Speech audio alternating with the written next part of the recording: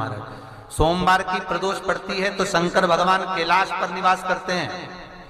मंगलवार की प्रदोष पड़ती है तो शिव काशी में निवास करते हैं। बुधवार की प्रदोष पड़ती है तो शिव रजत भवन में निवास करते हैं। गुरुवार की प्रदोष पड़ती है तो शिव गंगा के स्थल पर निवास करते हैं। शुक्रवार की अगर प्रदोष पड़ती है तो शिव नीलकंठ पर विराजमान होते हैं।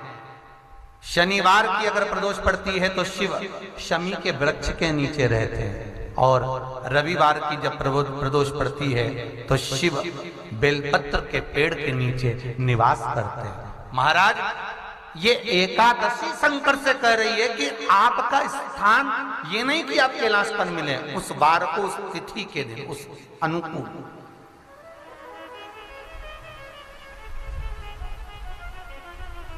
हमारे यहां कहते हैं सोमवार की जो प्रदोष पड़ती है वो इच्छा पूर्ति करती है। मंगलवार की प्रदोष रोग से मुक्ति देती है। बुधवार की प्रदोष कामना की पूर्ति करती है।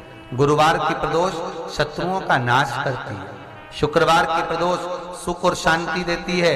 शनिवार की प्रदोष संतान का सुख देती है। और रविवार की प्रदोष जो काम दुनिया में कोई नहीं कर सकता वो अचूक फल की प्राप्ति रविवार की प्रदोष करा देती है। महाराज, ऐसी प्रदोषों का नियम वर्णन किया चाहिए। भगवान कहते ठीक है, तू थोड़ी देर खड़ी हो। एकादशी सम्मुख खड़ी हुई।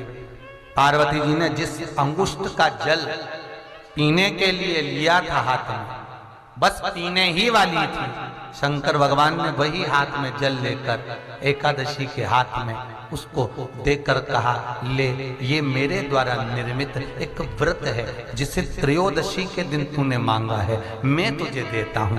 आज इस व्रत का फल मैं तुझे प्रदान करता हूं। अब तू जिस जीवात्मा को लेकर जाएगी उसका पाप प्रबल नहीं होगा।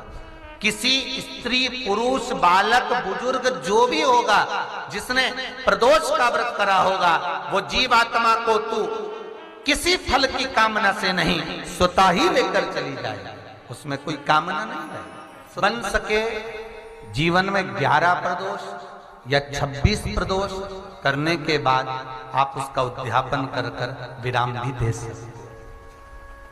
पर जीवन में एक बार प्रदोष का व्रत मौका मिले, जिस कामना से, जिस दिन का भाव आपके मन में आए कि मुझे रोग से मुक्ति पाना है तो ये प्रदोष मुझे करना है, मैं रोग मुक्ति के लिए, हम मंगल, जो भी आपके मन में आ रहा है, संतान प्राप्ति के लिए शनिचरी प्रदोष, आप उसका स्मरण करें।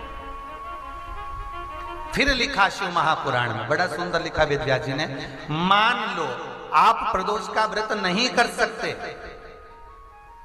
आप अगर व्रत नहीं कर सकते तो प्रदोष के दिन, प्रदोष काल में शाम का समय सूर्यास्त का कुछ पल, कुछ घड़ी के पहले से लेकर बाद तक का प्रदोष काल के अंतर्गत आप शंकर जी के मंदिर में जाकर 1 लोटा पानी, 5 बेलपत्र भी अगर समर्पित करते हैं तो संपूर्ण प्रदोष का फल आपके भाग्य में प्रबल हो जाए।